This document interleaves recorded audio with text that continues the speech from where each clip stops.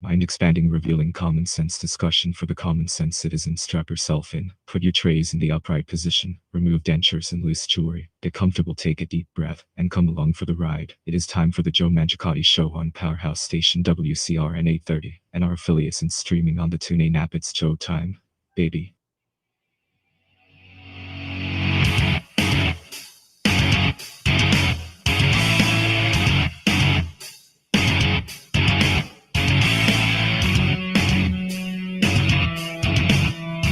All right, folks, good morning and welcome to the Saturday edition of the Joe Mangiacotti Show from the Box Shop Middlesex Mattress Outlet Studios.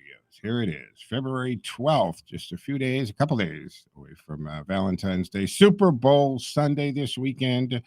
We'll get into the big plans. You can join the conversation, folks, at 508-871-7000. That's 508-871-7000 for two-way talk and conversation as we broadcast from our palatial but not overly ostentatious studios in Westboro, Massachusetts. We have a text line up and running. That's 617-297-8388. 617-297-8388. Text like you'd anyone else, and it appears on the screen in the studio. So does any email sent to textjoeontheradio@gmail.com. Appears on the same one as well. You can reach the show off air, folks, at joemshow@gmail.com or through the messenger, and a lot of people do that way. Super Bowl Sunday weekend. So what are your plans? You got something going on? Being the second Saturday, by the way, Dr. Larry Fedawar will join us in hour 2. That's at 7 o'clock this morning. So look forward to that. We'll take a look at the situation, the landscape of political happenings across the globe, and we'll fix all the ills of the world in 49 minutes. It's a pretty big day ahead of us, man. Hey, good morning, Russ. Good morning, Joe. How are you? I am well, thank you, sir. Yourself? Once I get that cup of coffee, and in this case, it's the second cup, I think that should do it. My first cup is actually at 4:30 in the morning after I get up on a Saturday, to get myself going here. So is that what you get up? I get up around 3:30, 3:40. I used to do that when I worked maintenance at Sam's Club, where I used to get up at 3:45, and the ride wasn't so long. At that time, it was a straight shot down 146 into Worcester, and Sam's Club would be right there. Right there. So that's when I went for 5 in the morning. There you go. All right, folks, 508-871-7000 to join the conversation. Obviously, I want to get into a couple of issues, but there's just like two things I guess I want to point out and just talk about for a second. One is that NPR article, right? So NPR puts 3 reporters to research the emojis, right? You know what emojis are, we all text. And so they've determined that that yellow emoji, now I guess people have come to call it Simpsons yellow because it's kind of the same color as the Simpsons or close enough. And they decided, they looked at the thumbs up, and I'm sure you must have seen this come across in the news and so forth.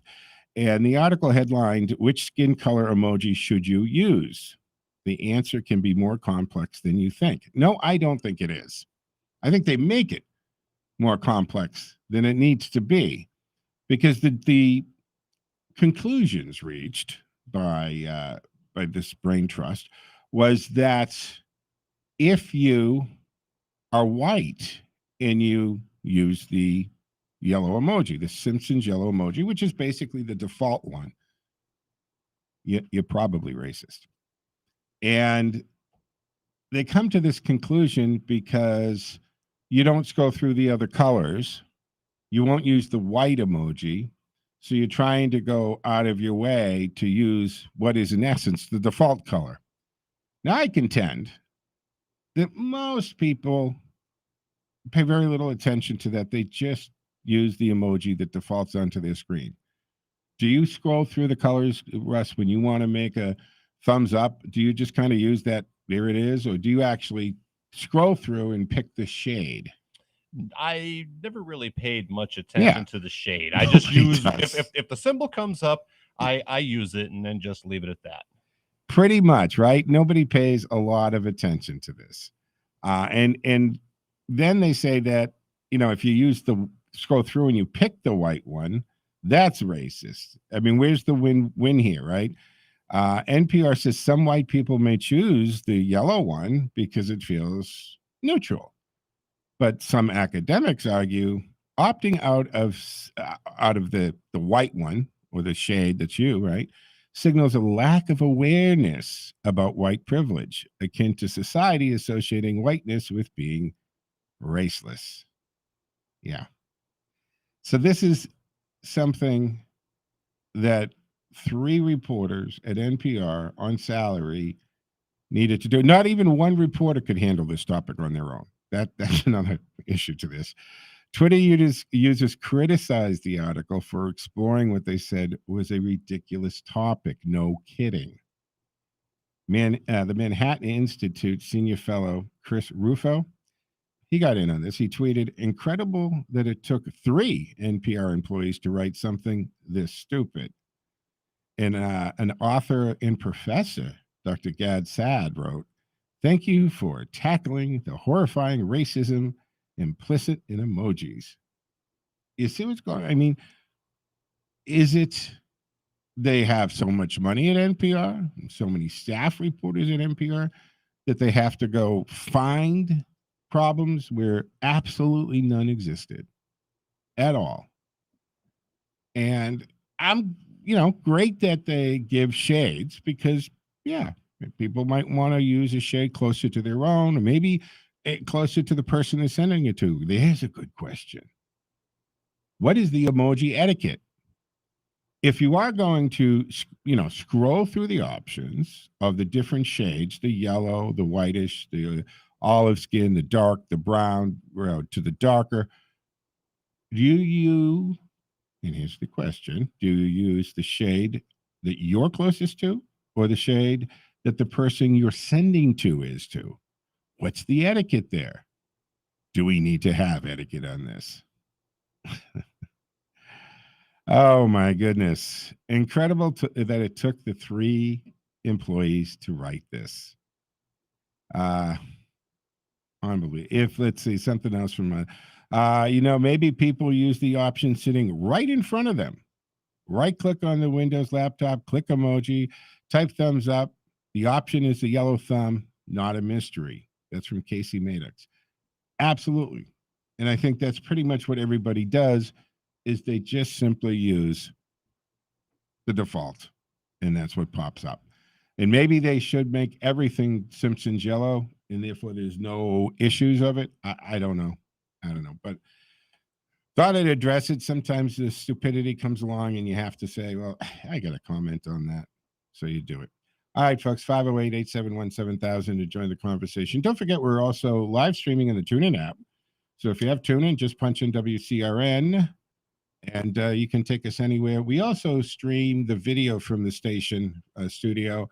I do it on my social media platforms, Facebook and Twitter at Joe Mangi Show, MANGI, my YouTube page, The Joe Mangiacotti Show, even my LinkedIn page, and we're on Twitch TV as Joe M Show, just in case you wanted to peek into the studio. Not a big production, folks, just the camera in the studio, and the audio is flowing through. I hope the audio is flowing through anyway. All right, 508-871-7000 to join the conversation. That's how you jump into the studio for two-way talk and conversation, that is. Let me jump to Mark in Worcester, who wants to talk about Canada. And trust me, Mark, Canada is on my agenda. We're absolutely going to talk about the Freedom Convoy. I'm going to get there. Good morning, sir. You look marvelous. You look marvelous as well, sir. From what I hear, that the judge in Canada has essentially what would be in this country made a cease and desist order. Yeah, to be presented to the truckers. An Ottawa judge issued a seizure or hold. They didn't take it's not a seizure. They didn't take the money. All they did is freeze the give, send, go one that they can't get to the money. That's what. So it's kind of just being held there. They didn't take it away yet. It's not about the money I'm talking about. Okay. This is about breaking up the convoy with the RCMPs, Royal Canadian Mounted Police, which, from what I understand from Canadian citizens I talk to, when it comes to human rights, not so good. Federal police. Canadian Federal Police. They're going to go in there. They're going to break that up. They got no problem, like you just reiterated, from what I heard from Canadian citizens, roughing up, manhandling, or otherwise Canadian citizens. They have a reputation for doing that. You remember an outfit called the Gestapo? Yep. This would be the black guy. They were cops, you know. Yep. They were German federal police. Exactly. Gestapo. Yep. And they did whatever they were told. Now you got the end game on this will demonstrate clearly to the Canadian people that they got a little Mussolini on their hands. That's what they're dealing with. Yeah. He even got that little strut that Del Duce had. If you notice the way he walks, you know, with his little quasi mullet haircut that he wears. I'll tell you what, Mark. Mark, I was gonna play this anyway, right? Let's listen to Prime Minister Justin Trudeau and listen to his tone and listen to what he says. And you're 100% right. It's Canada, and I think that a lot of times, I don't know, I think the average American kind of thinks Canada is kind of like us and so forth, but don't forget they don't have our Constitution. They don't have our Bill of Rights. They don't have our judicial system. It's an English-based one, right? So, but play Justin Trudeau, Russ, for a second. Talked about the U.S.-based flooding of the 911 phone lines in Ottawa, the presence of U.S. citizens in the blockades, and the impact of foreign money to fund this illegal activity. Everything is on the table because this unlawful activity has to end, and it will. All right, so foreign money, he's talking about all of the money that flooded in from America and other countries, and he says everything's on the table. So my question is, really, everything's on the table, including going to war. Do you consider American citizens donating money to this convoy as an act of war? Did you hear? You missed one thing he said. He equates peaceful protest to illegal activities. Yes. Okay. So in other words, to him, if you protest the government, you're engaging in an illegal activity. That tells you right there everything what his mindset is and what he's all about. He's a little budding Mussolini is what he is. I hope the Canadian people are smart enough to wake up to that fact. I do too. And you're right, Mark. Have a good one, brother. Thank you. Thank you, Mark. So we'll shift the conversation here because this is something, right? Biden's looking to crush the trucker protests in Canada before it spreads here.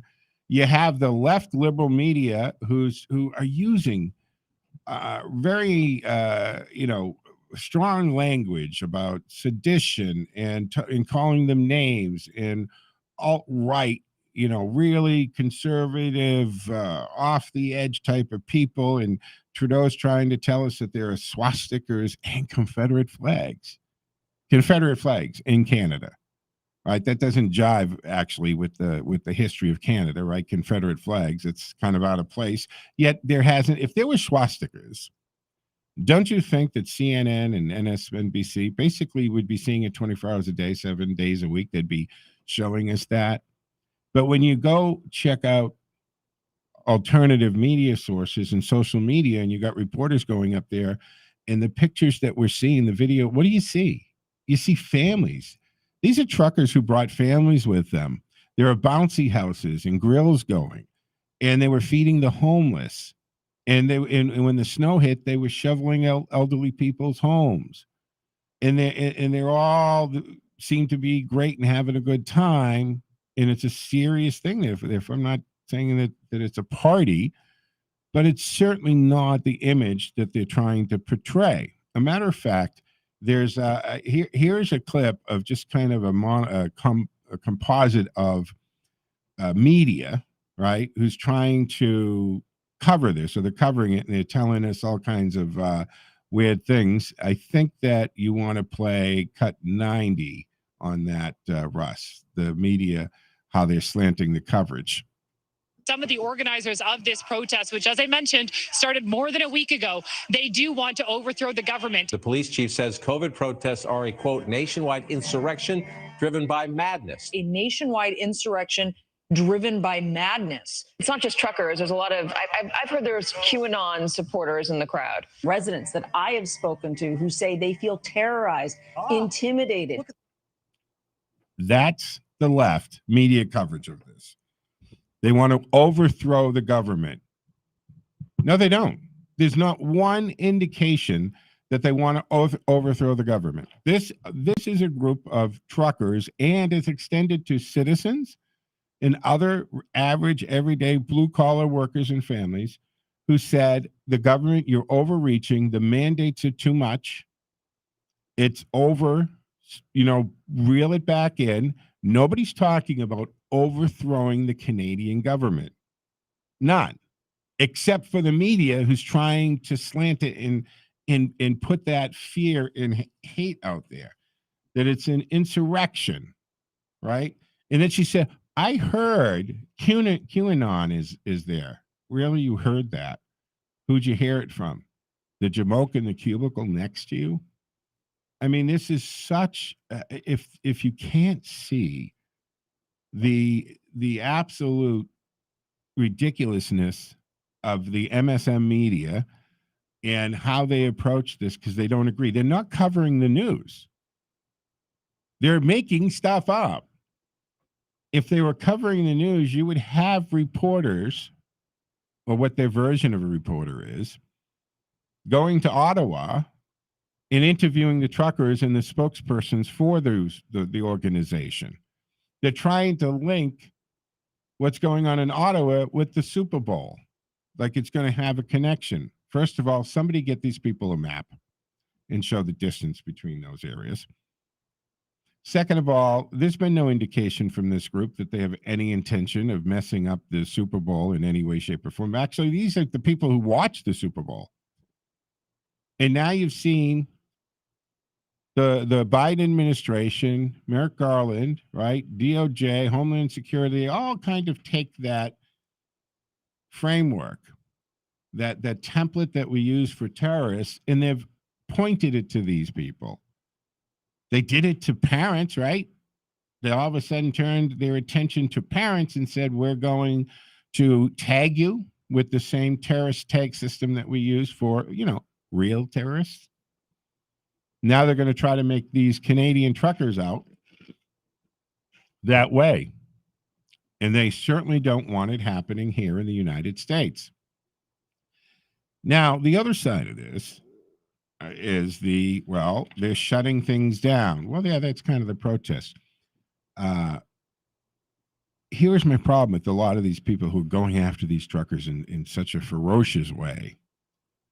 I'd like to see, let's go back and look at all the video and the tape and the writings of your opinions and coverage and analysis of the BLM riots and the Antifa riots, the fires being set, the stores being looted, courthouses being set on fire with court officers in them, execution of police officers, the beatings, the chop. So now you have a group of people who seal off a city, a section of a city. They don't allow the police into where they're absolutely authorized to go. And the mayor of that city says, well, it's a city of love. Do you see the hypocrisy here and the difference in how things are treated? The government treats it depending on whether they like you and agree with you. It has nothing to do with their actual constitutional roles, their responsibilities for the elected position that they've been elected to, how it's all very different. So yeah, the criticism, they're shutting this down, the bridge, right? The bridge that carries the most between the two nations. But the truckers opened a lane. They'll still keep a presence there, but they opened a lane. They're not totally shutting it down. They understand that, but they're not going to not be seen and heard. Now, what kills me is this honking thing. Now, I get it. And if you live anywhere in around the Ottawa area, you shouldn't be subjected to those air horns going all the time. But then there's a case, a 74-year-old man, the truckers are doing the horn, the guy beeps back, and you have a police officer wrestle a 74-year-old man to the ground to arrest him for beeping, for agreeing with them. Right? The Ottawa police are monitoring social media, and if you like a post or give them a word of encouragement, they knock on your door and they show up with a flyer telling you about peaceful protests. That's not creepy. Right? You expect that whatever you're doing, the police have you under their watchful eye for every little thing you do. That's comforting. So I understand the criticism. I understand the noise, but they are not thugs. Oh, by the way, Geraldo Rivera, right? He's trying to call these people thugs and so forth. What say you on this? 508-871-7000. Where are you on this? And now, I think that, liberate truckers from Canada. How are we going to do this? Should we go invade Canada and rescue the truckers? I mean, what is it that is scaring people so much about this? And when Trudeau says everything's on the table, really, Justin? You suggest a willingness to go to war here? Because Americans are involved in this. And then the money, right? And this really gets me is that the GoFundMe page, California-based company, somebody sets up the page, they roll it $10 million. Now that's Canadian dollars. I think it translates to about 7.8 or 9 American dollars, $1 million. So you have this large amount of money goes into it, and GoFundMe decides. And again, I'm back to this whole thing, folks, about platforms and publications, right? Where the power. You're a platform to raise money. Now, you allowed people to raise money to fund Antifa who were doing actual terrorist acts. There hasn't been one terrorist act done by this Freedom Convoy. They haven't set one building on fire. They haven't murdered one person. They haven't looted a store. They haven't done anything close to what went on there. But GoFundMe allowed those pages to operate and distribute the money while making a fortune on it as well. And they even allowed money to be raised to bail the criminals out, including our VP, Senator at the time, Kamala Harris. So they decide they don't like this. Now, that shouldn't be their call. Now, either they have a clear-cut policy as to what you can and can't raise money for. And I think raising money to contribute to people doing illegal activity should be like number one, which means that they should have never allowed BLM or Antifa to set up a GoFundMe page because they were engaging in illegal activity. I'm not talking about the peaceful part of the protests. Absolutely. But it was allowing them to also commit things like organizing trucks to show up at these demonstration areas that were loaded with bats and weapons, bottles of ammonia and urine and things like this. So have a policy. Now, they don't like it, so they seize the $10 million, and then they first decide that we're going to distribute the money to charities that we like or organizations that we like. What world are you on? That's straight up larceny. It's fraud because you collected money under a false pretense and using it for something else. You're seizing and stealing money, and it doesn't matter if you give it away. You stole that money. And the corporate offices of GoFundMe should all face criminal charges. Of course, they back that off and they say they're going to refund it. So that Give, Go, Send, the Christian-based one, right? They're, I don't know what state they're out of, somewhere in the East Coast somewhere. They set it up, and another $8 million goes into there to help these. And the money, what's it being used for? Fuel to keep trucks warm, right? It's freezing. food, shuttle services, just helping people survive in the cold and so forth. And they go and they get a judge who orders it to just be frozen and they don't have access to it. This is crazy. And we got to take a break in a moment. But one more thing, you've got a CNN analyst on there who comes saying, well, time for some vigilante justice here. Slash their tires, drain the fuel, and then move the trucks. Well, first of all, you idiot.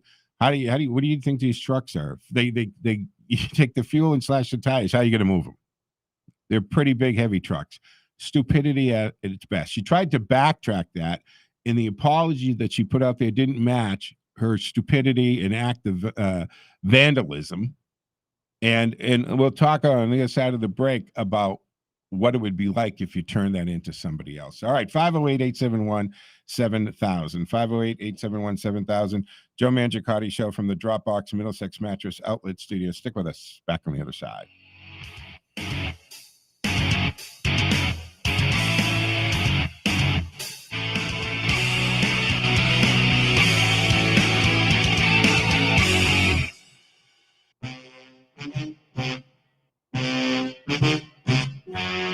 Good morning and welcome to Case Files from the LPDAM, where we take a look at the lessons from actual cases, the law behind the findings, and where we share the experiences of the experts of the Private Detectives Association of Massachusetts. Joining us this week is Sean Burke, who is the current president of LPDAM and director of the Social Justice Advocacy Project and author of industry books. Good morning, Sean. Good morning, Joe.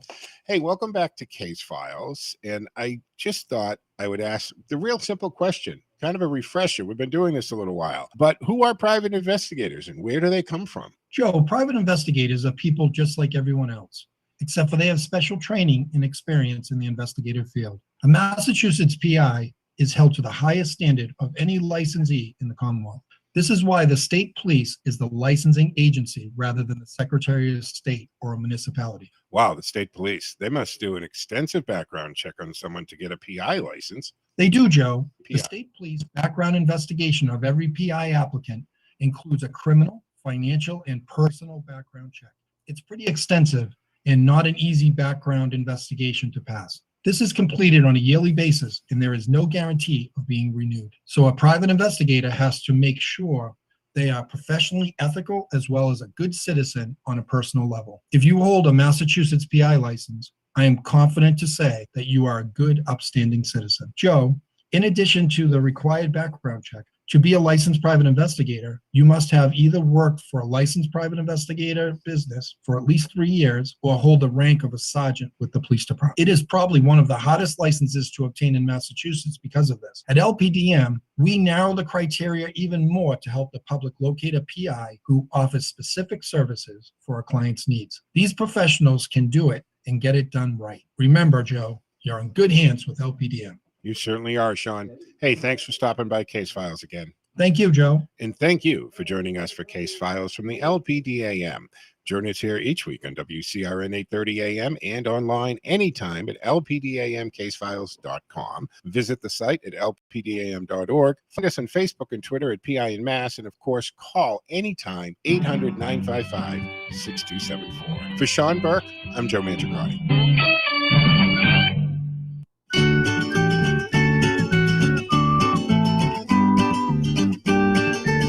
This find of her home for Teddy's Friends brought to you by Boxdrop Middlesex Mattress Outlet. Today's candidate is Moto. He's a 4-year-old male terrier American pit bull mix, tan and white, and is very much house trained. Moto is an intelligent boy who knows what he likes. Some of his favorite things are strolling leash walks and quiet nights at home. This lovely boy is sweet and laid back and shy side with plenty of good manners and expects the same from both human and dog alike. For Moto, this means taking the time to get to know him. Moto is a gentleman who prefers to exchange pleasantries and go for a walk rather than to chest pump the high five type greeting that more outgoing individuals prefer. He is past that puppy stage and in the prime of his life. Moto is looking forward to living as the only dog in a quiet adult home. Moto's motto is relax and take it easy. If you share the same philosophy, Moto might like to meet you. For more on Moto, click Teddy Goodpup's Facebook page. Pictures and links to the Worcester Animal Rescue League. Find of Her Home is brought to you by Boxdrop Middlesex Mattress Outlet. Click boxdropmiddlesex.com or Facebook at Boxdrop Middlesex.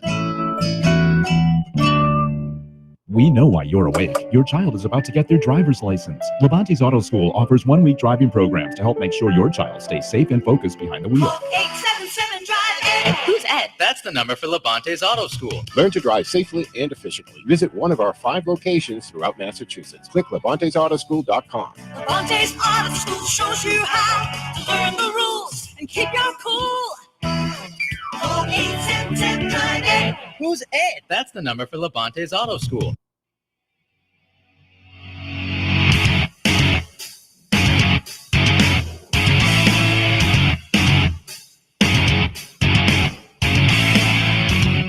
All right, folks, welcome back to the second half of the first hour of the Saturday edition of the Joe Mangiacotti Show from the Dropbox Middlesex Mattress Outlet Studios. I'm Joe Mangiacotti, broadcasting from our palatial but not overly ostentatious studios in Westborough, Massachusetts. You can join the conversation at 508-871-7000. That's 508-871-7000. Don't forget, our text line is up and running at 617-297-8388. Hey, we're live streaming on Facebook, Twitter, LinkedIn, YouTube, and Twitch TV. Joe Mangi Show, Mangi, is the handle for my social media, folks. All right. So this Canadian thing, this convoy, Freedom Convoy, right? It's happening. Like I said, you get the CNN analyst coming out with this ridiculous comment. Now replace the Freedom Convoy with another organization, Antifa or BLM, and go on national TV and suggest the same type of violence and vigilantism towards them. Slash the tires, drain the fuel, remove the trucks. Now, absolutely ridiculous. She backtracked it. She tried to explain it. I mean, what she gave for an apology doesn't match what she said in the first place whatsoever. And then the interesting thing about this is again, they're panicked. When you start saying things like that, slash tires and freeze them out and confiscate, and Trudeau is saying confiscate the gas. It's illegal. There's no law that allows them to steal your gas. Mark made a good point. They're acting like a Gestapo. They're reverting to Gestapo type tactics. You can't just go steal somebody's gas because you don't like their political point of view or that they're demonstrating. So they're panicked here, folks. And Trudeau saying everything's on the table. Well, what do you mean by that, Mr. Prime Minister? What is it that it is, right? They're calling this insurrection on 16 wheels. And they're demonizing them the way they demonize Trump voters, Trump supporters, anybody they disagreed with, parents at school board meetings. Everybody, all of a sudden, they become Nazis and white supremacists. And they do the blanket smear.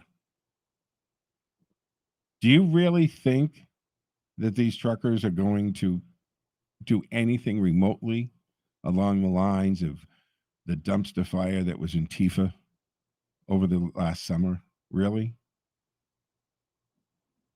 Unbelievable the way that they're being treated. Here's the thing, right? They want to solve it. How about you listen to the people? Being a politician that gets elected, it's kind of part of the job description, isn't it? And you reevaluate, considering you've got John Hopkins coming out saying how much damage the lockdowns have done. And history is not going to look favorable back at us, folks. History is not going to look favorable at what we did to our kids, on how we messed up classes, generations of kids who what went on for the last almost 3 years will ripple through their education, their academic career, their working career, their family life. It's going to ripple through, from the kindergartners and first graders who had to keep these masks on. I got a great nephew who's petrified to leave the house without the mask. He's 4 years old. He's been conditioned that this is life. It's sad. It's sad. 508-871-7000 to join the conversation. Let me go to Ken and Bolton. on the convoy. Hey, Ken, good morning. You look marvelous. And so do you, Joe. And hello again, Patriots. Patriots. And the patriotism is going worldwide, including across the northern border. Yeah. Absolutely incredible. Yeah. Now, they don't have the same stuff the... that we have, Ken, right? The Bill of Rights and Constitution. Oh, wait a minute, though, Joe. And they have their equivalent to the stuff, and they have their common law. So they can actually do things that, well, I didn't think used to be allowed here, but we're seeing examples of it. I mean, hang up on that, Joe. I was listening to a talk show this week, and they were interviewing a person who actually contributed in writing their Constitution that was instituted in 1982. And guess what? Who was the premier in 1982? By Justin Pierre. Yeah. Gee, I wonder why they had a Constitution back then. But yeah. No, the tyrants just pass it on from father to son. And that's a good point to make, Ken, because Justin Trudeau was born and raised in a bubble of privilege, right? And he's a guy that did blackface so many times, and somehow he skates through all this because he's the right type of politician today, so that his racist activity in the past he gets a pass for. Now, if there was another politician that was, say, conservative and went into blackface as many times as Justin Trudeau, do you think they'd let him live it down? No, totally different standards for different folks. Yeah. The interesting thing, too, Joe, is just this week, the opposition party has a new leader. And they're calling her the next Margaret Thatcher. Ah. The Iron Lady. Yeah, and a lot of good things have come out of this. I hear that he's safe until 2024, but I don't know. In a parliamentary government, I think if there's sufficient enough opposition, he could be ousted, but time will tell. Yeah, their way of going, right, they can change their leaders easier or quicker than we do, right? Because our Constitution, it's set 4 years. 4 years. That's it. They seem to be able to, if you piss enough people off, like they can remove you fairly easily and quickly, type of thing. I'm not an expert on the parliamentary procedure. And he is getting pushback within his own party. So I think that's the most possible thing that could happen, where the party itself realizes, all right, we're sinking like a rock. We have to just dump Justin, and here's the replacement. But here's the interesting thing is, with what he's trying to do, I don't see where the truckers are going to budge. So is he going to arrest thousands of truckers? Well, that's it, right? You got the mayor of Ottawa there saying, there'll be severe, right? He's talking about confiscating the trucks. He's talking about ridiculous fines, taking away their commercial and personal licenses, and putting people in jail for speaking up and protesting, right? But here's the point, Joe. There's consequences to all this. Their economy gets hit really bad. How much pain are they willing to afflict to the people who rule over them? They got it all backwards here. They got this mindset that they're our overlord. No. Yeah. No. Whether it's a Canada or here, Ken, right? Unless it affects them directly, they don't feel any pain. There's no empathy as far as I can tell. And when I look at Joe Biden, right, in the Democratic Party, I see them make changes only when the polls have showed them that they're getting destroyed or will be destroyed. And you can even hear it when they talk about it. They say, oh, the polls are saying, so we need to speak up against crime now. They didn't make the decision to stop the lunacy of defunding the police and allowing these rogue DAs who won't do their job because of the pain inflicted on the people, innocent people getting their head knocked off with a baseball bat, pushed in front of trains, stabbed to get death in stores, raped in a subway. That's not what changed it, right? The empathy and the feelings and the fear of that, it's the polls. Only when the polls have to tell them you guys are out of touch and idiots, then they only make a change. But they're not making much change there, Joe. They're pretending that, well, okay, we'll capitulate a little bit. Oh, wait a minute. There's a good number of Democrats who have read the tea leaves here, and they are doing what they can to distance themselves from it. They're starting to speak up. You got governors who are trying to ask the White House, will you come out and lift the mask mandate and do something so that we can all follow? And nothing came back. So they started doing it on their own. You've got Democratic candidates and incumbents who do not want Biden to come to their state, do not want him to campaign. Right. They do not want a picture next to him. So they are changing their ways, and they are changing, not all, but the ones who realize it. And now I don't know what the last number is. It was something like 27, could be more now. 29 now. Democrats who are not seeking re-election or seeking a different office because they just don't want to be kicked out in the traditional way and losing a race to a challenger. Yeah, and you had the congressman from Tennessee who said basically the Democratic Party is going extinct in Tennessee. Yeah. It won't exist anymore. Yeah. Well, the thing is, and the gap of the independents has lessened. And I mean, what I'm saying here is, if you look at the polls, the independents, which has always been, right, the important segment, because that's the swing, right? You bring them over to your party or their party. They are more in line with the new Republican platforms than they are with the Democratic. And a biggest part of this, guys, is the crime. A couple of years ago, we've been talking about this on this show for years now, saying it's stop it. It's the crime. This is going to sink them. And then the school, right? So now you got Republicans who are the law and order party. That's traditionally what they're known for. And now you got some Democrats who are trying to rewrite history as we go, right? They're trying to get in front of this, like the demasking was the Democrats' idea, when it's really just the people have said we've had enough. And the crime and the school situation, the crime situation, that's going to be the killer of this election for the Democrats, because that's where the Republican Party is. People have always thought, when they think law and order, they think Republican. And traditionally, right, when we thought education, we thought Democratic Party. But they ruined that for themselves by overreaching and exposing just how powerful the teachers' unions are and how self-serving the teachers' unions are. And I think that was a surprise to a lot of parents. I've talked about this, Ken, you know this over and over again, that one of the unintended consequences of this remote learning is that the parents saw behind the curtain, and they got a glimpse into the curriculum and what was being taught to their children. And they said, wow, wait a minute, where is like history and civics and the normal stuff? Why is everything wokeness? And why are you telling my child that they're an oppressor, or my child that they're a victim? Like, all of a sudden, parents got a look into this, and that is what we saw what happened in Virginia. And that's going to be a big part of the midterms, right? Yeah, Joe, look what's happening just locally this week.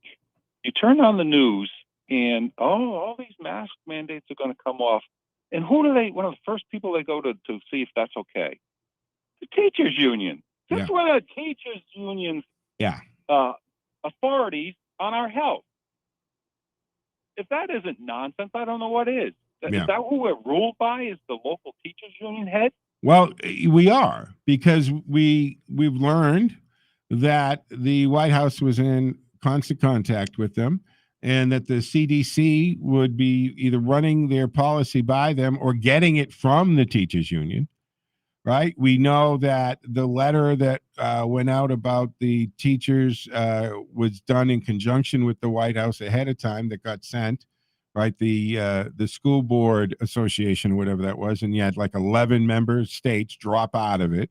They had to backtrack that, but they didn't backtrack. But Merrick Garland didn't backtrack the memo instructing the DOJ to use the terrorist tags on parents. He didn't backtrack and that. You know where and we talked about where that originated from. The White House originally. The person who they used was the Department of Education head. He was the one that went to Garland and said, okay, this is what we want you to do.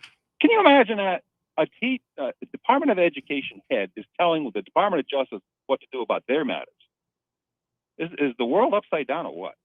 Yeah. Or at least in Washington, D.C.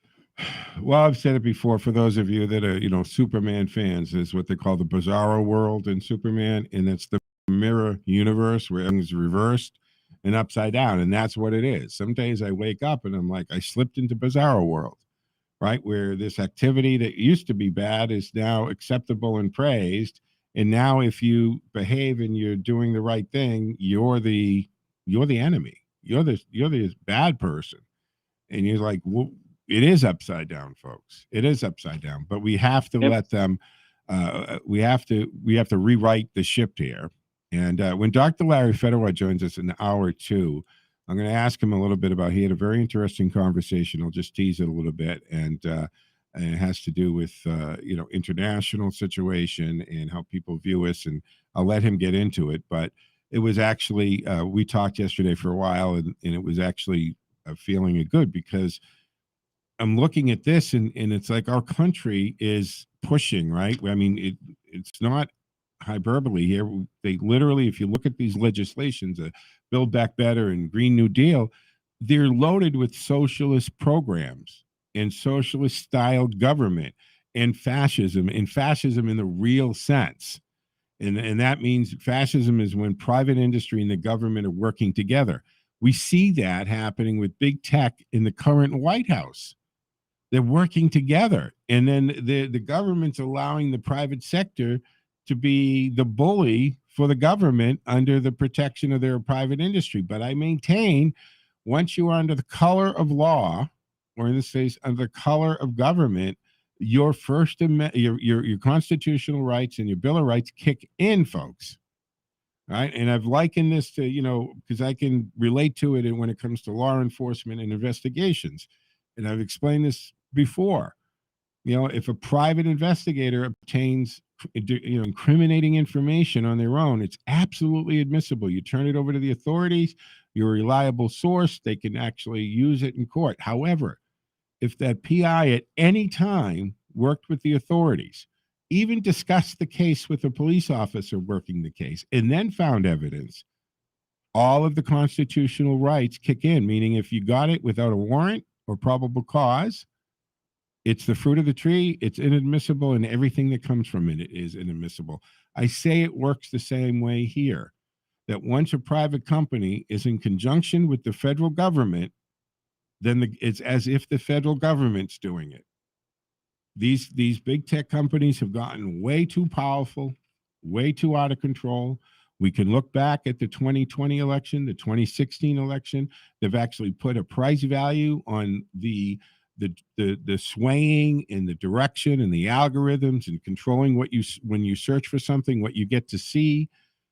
They put a price value on that, and nobody's filed any kind of in-kind contribution with the election commission. It's crazy, and we've got to get it back under control, Ken. Well, on the whole tech issue, Joe, there are so many alternatives popping up and thriving. Just the ones that are corrupt, you leave. Just like the GoFundMe story. Give, send, go. Give, send, go. Get used to it, folks. Let's GoFundMe can see you later, bud.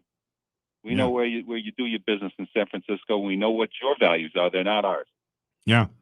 I mean, the brazen audacity of them seizing the money is one thing, but then saying we're going to redistribute it to things we like. My head's exploding. I'm like, are you kidding me? And they had to backtrack that because I forget the number, but immediately several state AGs started bringing 20. suit. Yeah. And it's saying, no. That was within like 2 days. Oh, yeah. Jumped all over it. Yeah. I loved watching Judge Janine Perro take off on that. And she was on the 5 talking about it. And she's like, whoa, this is theft. This is fraud. This is, and it's like, no kidding it is. No kidding. And I hope that nobody ever uses GoFundMe again. Never contribute to it. Never set up your page for it.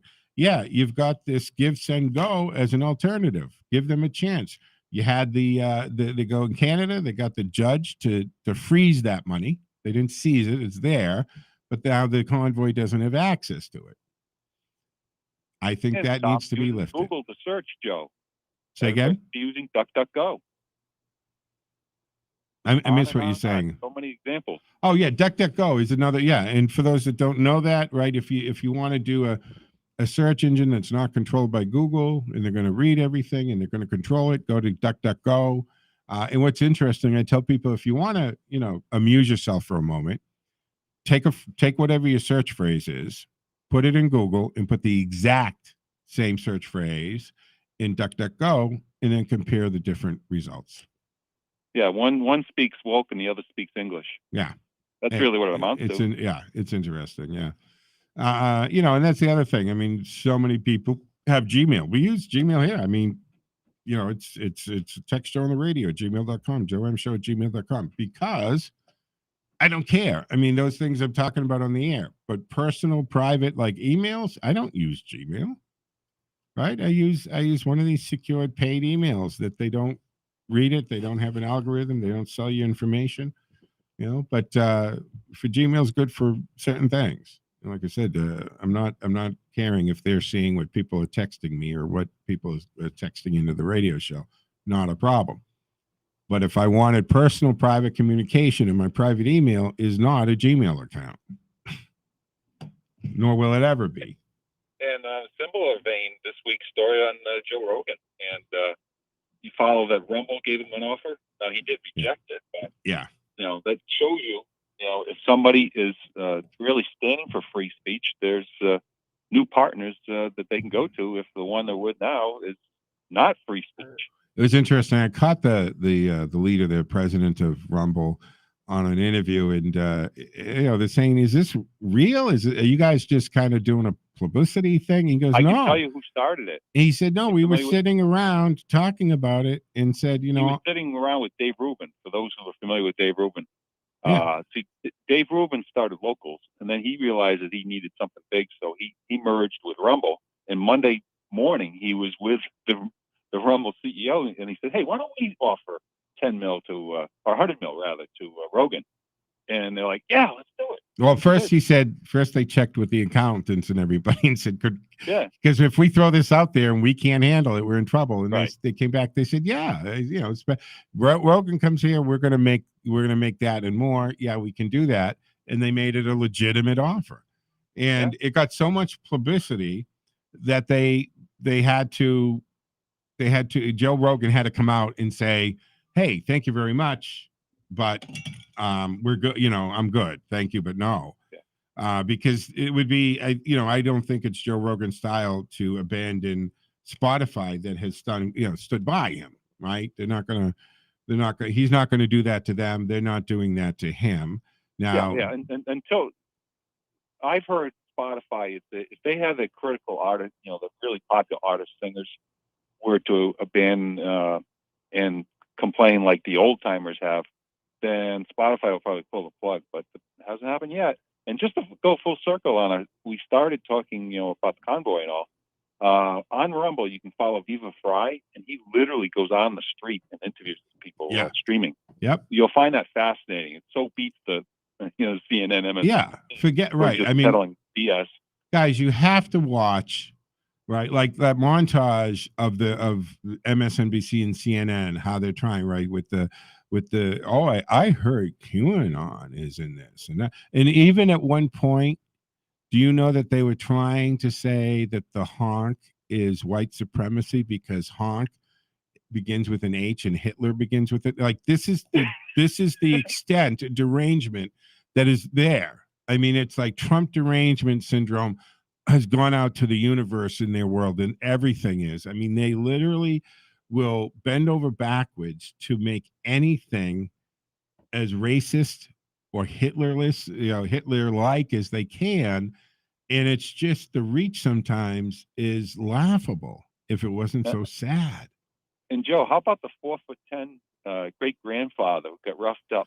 70, he's like 74 years old, and this like 6'4" trooper, whatever their equivalent of it, the cop is because the guy beat back at the thing, and they exchanged a few words, and then the guy wrestles this grandpa. It was so sad, but I'm against the clock here, Ken, so I got to let you go. Thank you very much. Dr. Larry Fedor is coming up in hour 2, folks, at 7 o'clock. We'll be joined by the good doctor and discuss a little more of what's going on, Ukraine, Russia, what's happening here throughout the country. So we'll see what the good doctor has to say to us. Remember, you can join the conversation, even when Dr. Larry Federer is on, at 508-871-7000, 508-871-7000. And our text line is up and running at 617-297-8388, 617-297-8388. Or you can email text Joe on the radio at gmail.com, because we don't care if they're reading those Gmails, because I'm going to read them on the air. So we use Gmail for these type of stuff. No problem there. In live streaming on several platforms, my Facebook page, my Twitter page, my LinkedIn page, my YouTube channel, and even Twitch TV at Joe M Show. That's it. Oh, also streaming, of course, on the TuneIn app. Thanks for joining us. Stay tuned for hour 2 from the Boxtrap Middlesex Mattress Outlet Studios. I'm Joe Mangiacotti.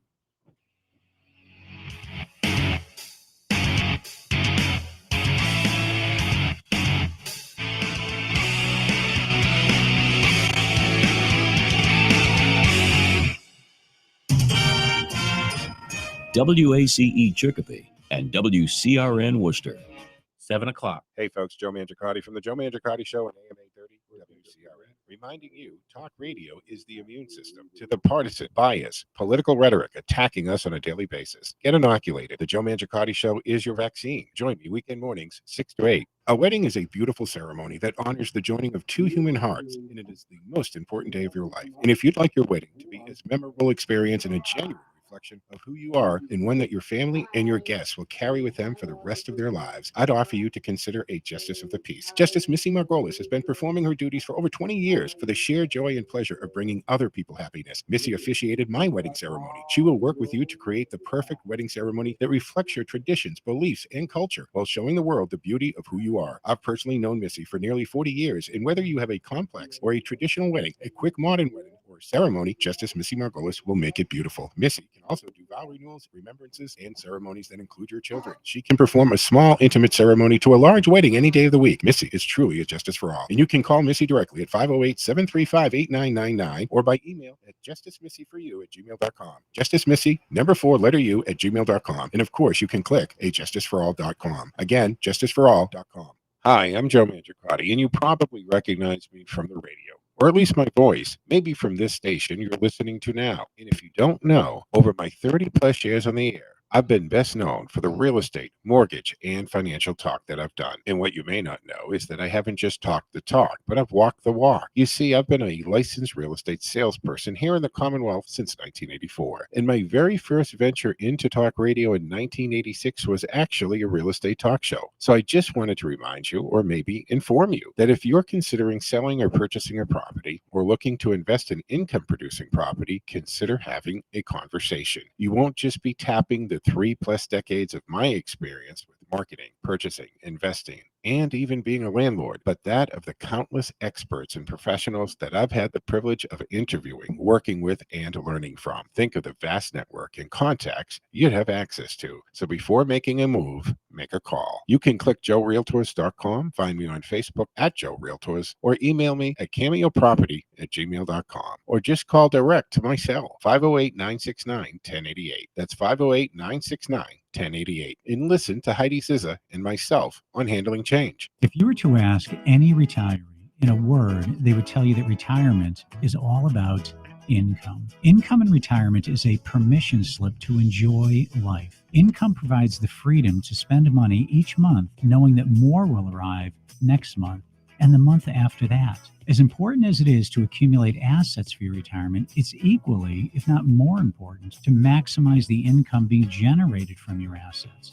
My name is Jerry Doherty, and my radio program, Making Money Last, has been heard right here on WCRN. Well, do you know if your retirement income is as high as it could be? Are you living off less than you should be? Well, I'd like to offer you a complimentary review to answer that very question. Simply call my office at 877-772-1776. I'm conveniently located right on Route 9 in Westboro. Again, my number is 877-772-1776. Let's increase your income today.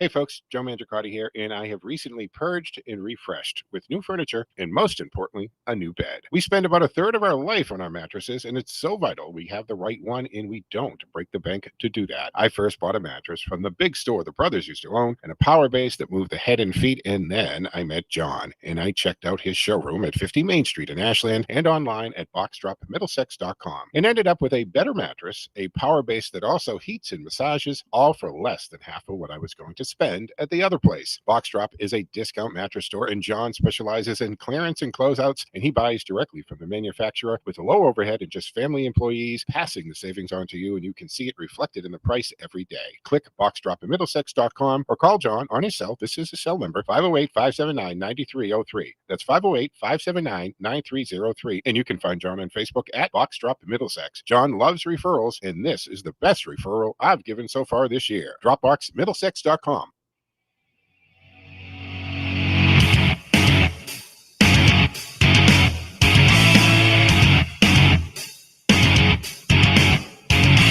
All right, folks, welcome back to the second hour of the Saturday edition of the Joe Mangiacotti Show from the Dropbox Middlesex Mattress Outlet Studios.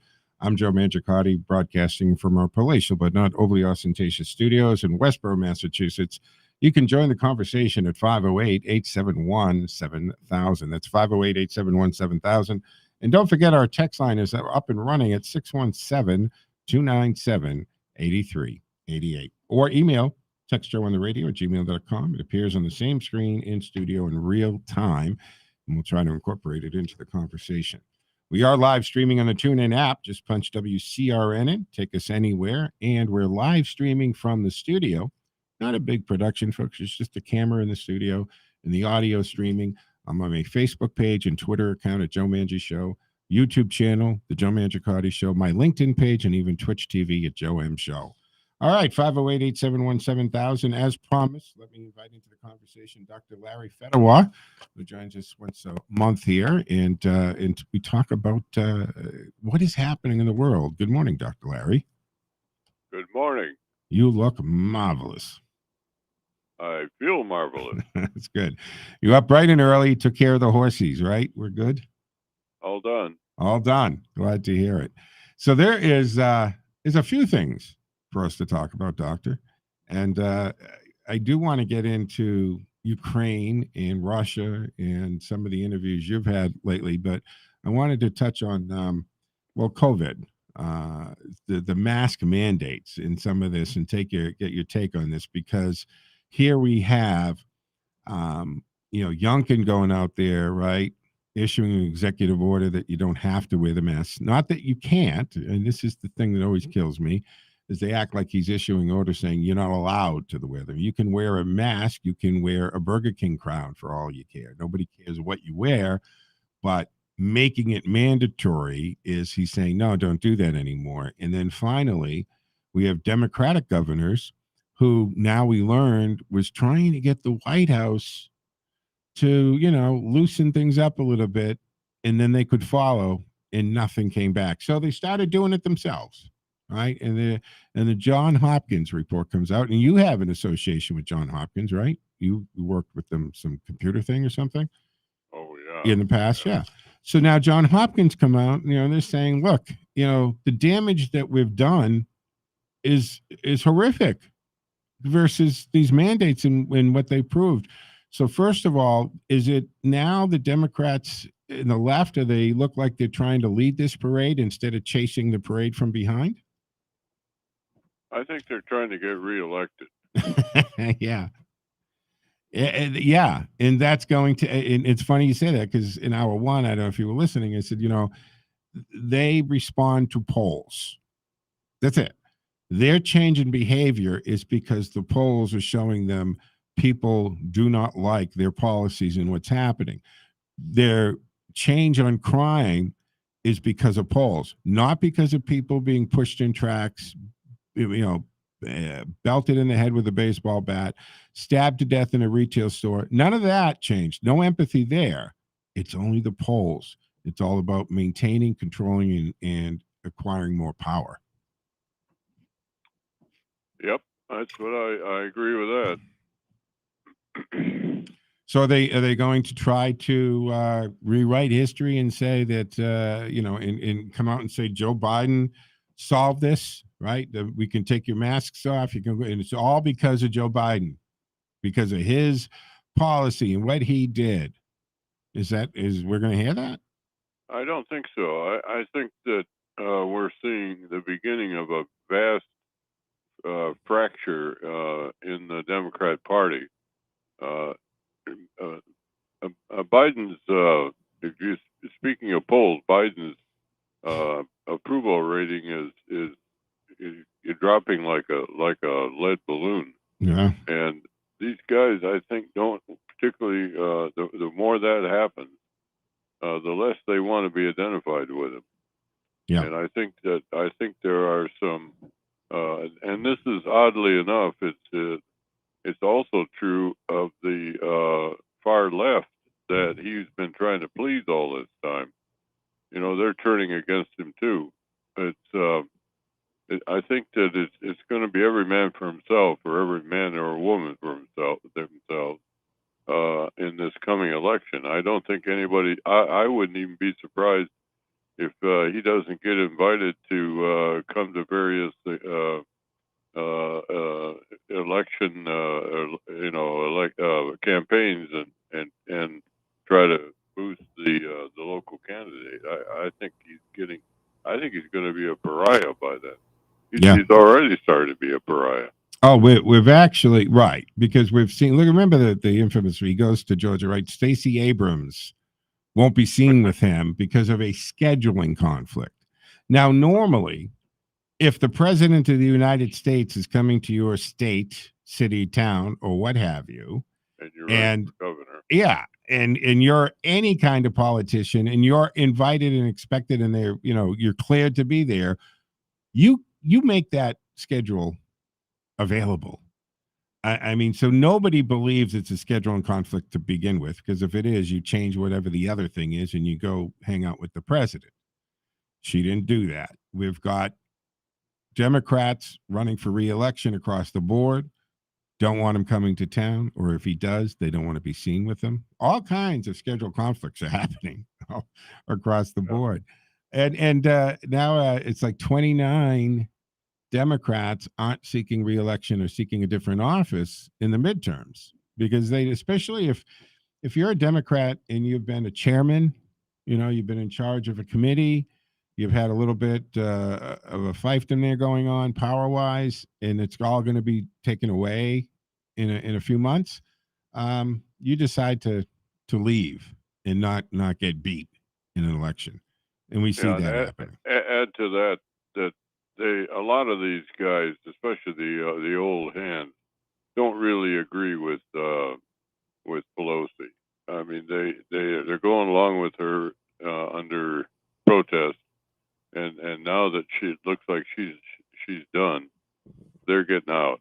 They don't want to try to live with what they don't want to try to stand on what they've voted for because of her. Yeah, and she's not very popular in the caucus, actually. Yeah, I think some of this comes back to what you made reference to, because even now the squad and the ultra left are not happy with Joe, right? He was trying to always stay in their good graces and being ridiculous in some of his policies and reactions, contradicting himself a million different times, and he still can't. Like this, you're never going to please the squad, right? I think what you have to understand when you're talking about the AOCs of the world, who, quite frankly, they're not the best informed person anyway, and really understand government. No matter what you give them, it's not enough. Like she specifically AOC doesn't understand the art of politics when it comes to negotiation and give and take, and you take this and be happy to get that through the process and then move on down the road. Now, did you catch any of Joe Biden's, and this has become a thing, right, to have this interview before the Super Bowl, and he sat down with Lester Holt and went through things. Now, they did talk about the CD and the masks. Russ, if you can play cut 93, Biden and Lester Holt on masks with the CDC. You got that one?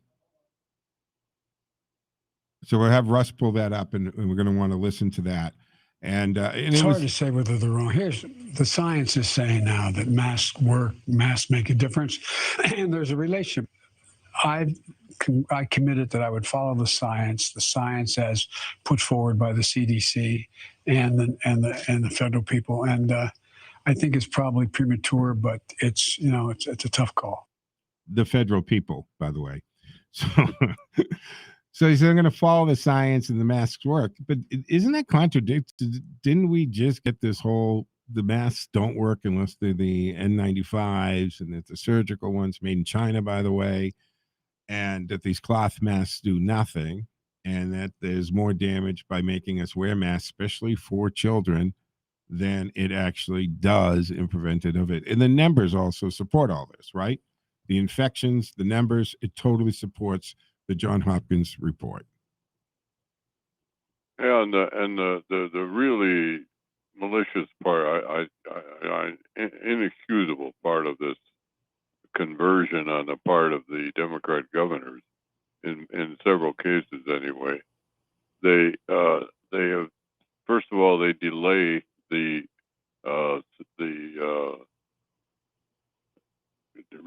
revoking of the various problems various restrictions that they have put on the people. Most of them until March, but then even then, most of them are accepting the children in school. They're saying that everybody else can go without a mask, but the little kids have to stay in. They have to have their masks on, and those are the people that are getting the really, really most difficult and really horrendous effects of all this.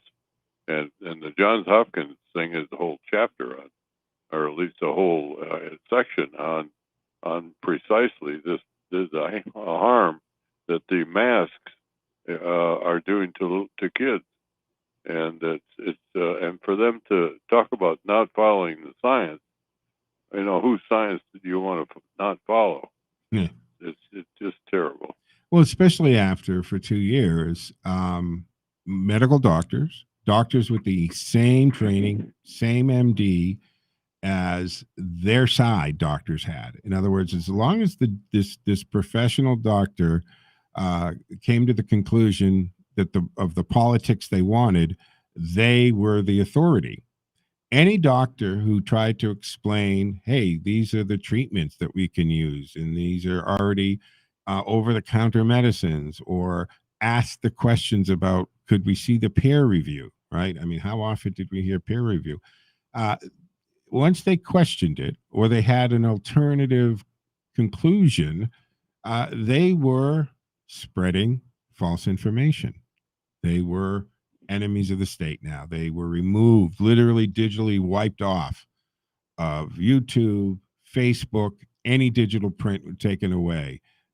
Some of these doctors were threatened with loss of license for asking questions and speaking out, which is, by the way, isn't that the definition of peer review, when you challenge the science and you defend it and everybody gets on the same page? But we've seen this happen. So right back to what you said, whose science are you not going to follow? And now that the science is saying one thing, they're still not getting in line with it. I mean, it's just the White House is behind the curve, isn't it? Well, I don't think they were ever even in the ball game. Interesting, yeah. I mean, they've been relying on Tony Fauci, and even at his best, he's a public health expert, and that suggests that he's up to date, which he is not as a practitioner, and he has proven him. And first of all, he's not a medical doctor, and the doctor that you're talking about is the kind of physician that actually meets with patients and tries to heal them. Yeah. And that's not Tony at all. Tony is his thing is what are looking it's sort of like the difference between counseling psychology and social psychology. He's looking at the entire population and trying to figure out what's best for them. Yep. And in some cases that's very helpful. Like vitamin C, for example, they found that that's one of their big finds. But in this case, he has a typical single focus on one thing, and that is public avoidance of the pandemic, and he doesn't know anything about politics or social manners or social mores or culture or psychology of isolation or suicide or any of that. He doesn't know anything about that, and this new crowd is depending almost entirely on him, and he's not only their spokesman, he's also their principal policy enunciator, and as we've all seen, he can't stay on the same page longer than about 2 weeks. So it's just really, really dreadful. Well, first of all, what kind of doctor is Dr. Fauci? He's a doctor of public health. So he's not a medical doctor. No. I actually thought he was an MD this whole time. So we're listening to him about this medical treatments and so forth, yet actual practicing doctors who see patients, write prescriptions, and treat illness, he's shutting them down. He's never done that in his life. That's unbelievable. For me, I discounted him a long time ago because when he first came out, I know we got to go in the way back machine, it seems like now, but he came out and he said, don't bother with masks. They really don't do anything. And then he changes it. Now you get a mask and triple mask and double mask and also put a diaper on. This guy came out with and then he admits that he told us that masks don't work because he wanted to control our behavior. He didn't want us going up and buying out the masks so that surgeons didn't have them, which I didn't think that the supply chain to surgeons was the same thing that you get at CVS on the shelf. Maybe I'm naive in that, but I would think that hospitals would be buying in bulk directly from manufacturers type of thing. That's how I would do it if I was an administrator at a hospital. But he admitted that he will say what he thinks he needs to say to control us. So as soon as that realization comes to light, I'm like, yeah, you've lost credibility, dude. That's it. I don't take anything you say seriously anymore because I know what you're saying is what you want us to hear, not what the truth is. Well, the other factor here is that Trump lost confidence in him after that first 2 weeks. They said, remember, he had the lockdown initially for a 2-week period, and then everything was going to be back to normal. Yeah. And it came to the end of it, and Fauci is in there with and he apparently took a lot of the respect of the other people on the remember the vice president was the head of that group, Pence, yeah. But they all at first kind of bowed to Fauci, and that's when he came back to Trump, and Trump told Trump that he thinks he ought to extend the the lockdown. Then that's Trump, by his own admission, said that's when he began to lose confidence in him.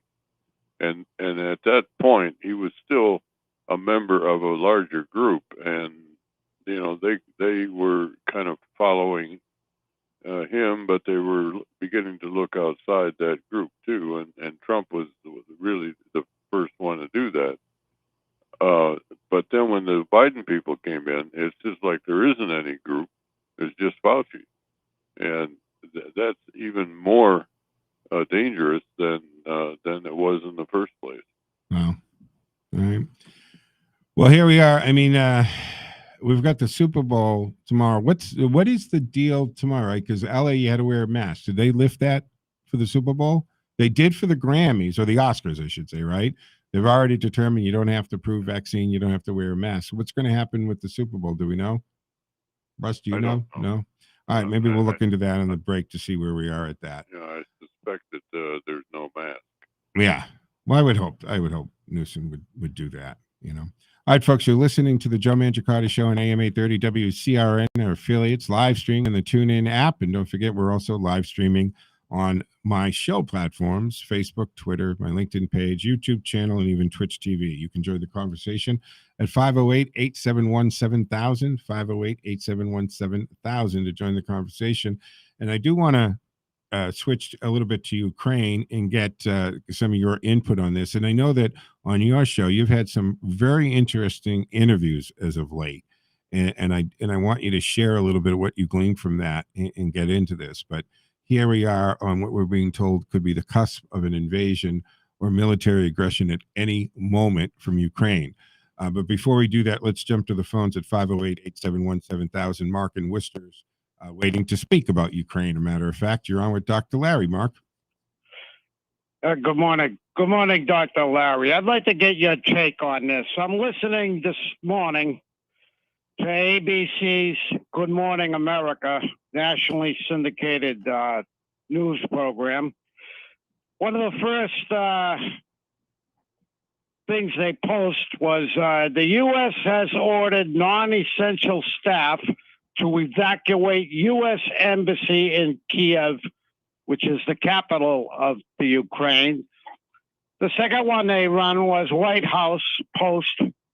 U.S. government has recommended U.S. citizens leave the Ukraine as soon as possible. And the third one was, this is from the White House, invasion could take place before the end of the Olympics.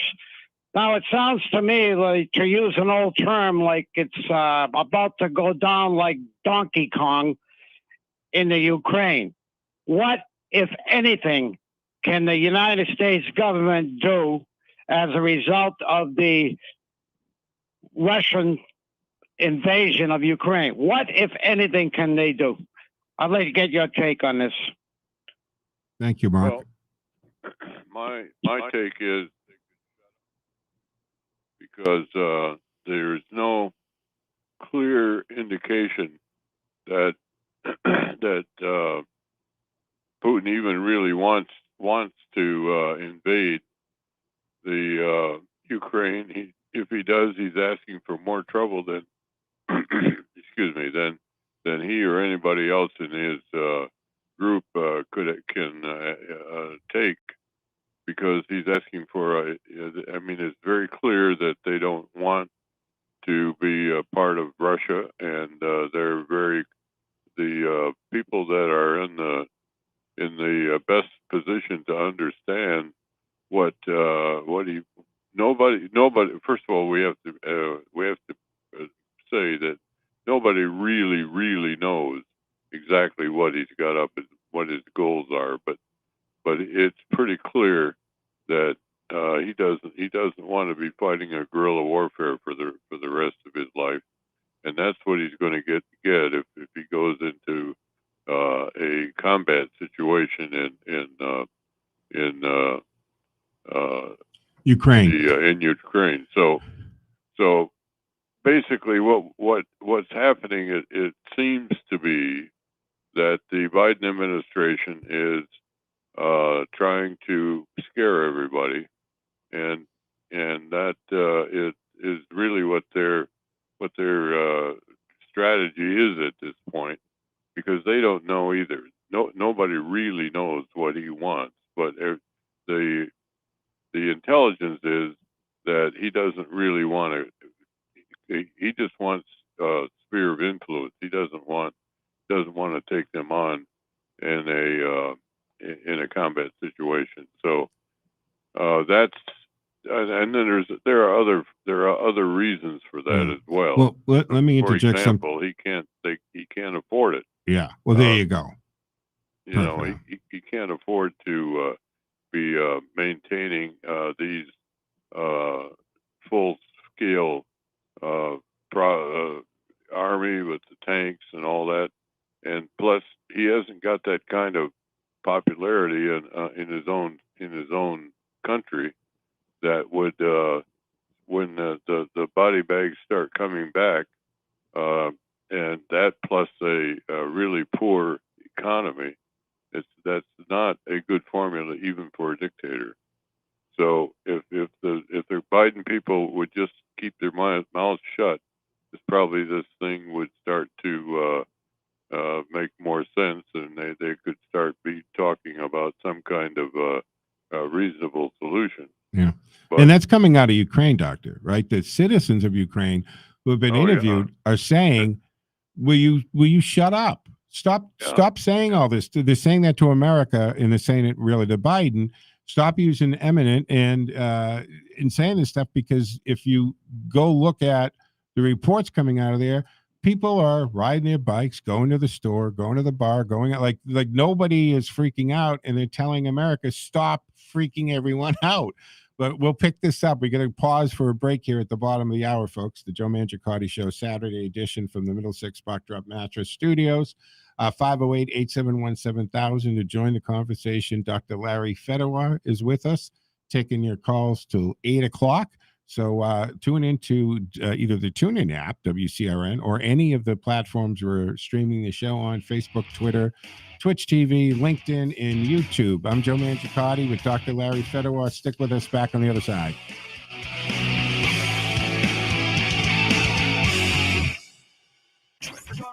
We're going to lunch. This is Out with Joe.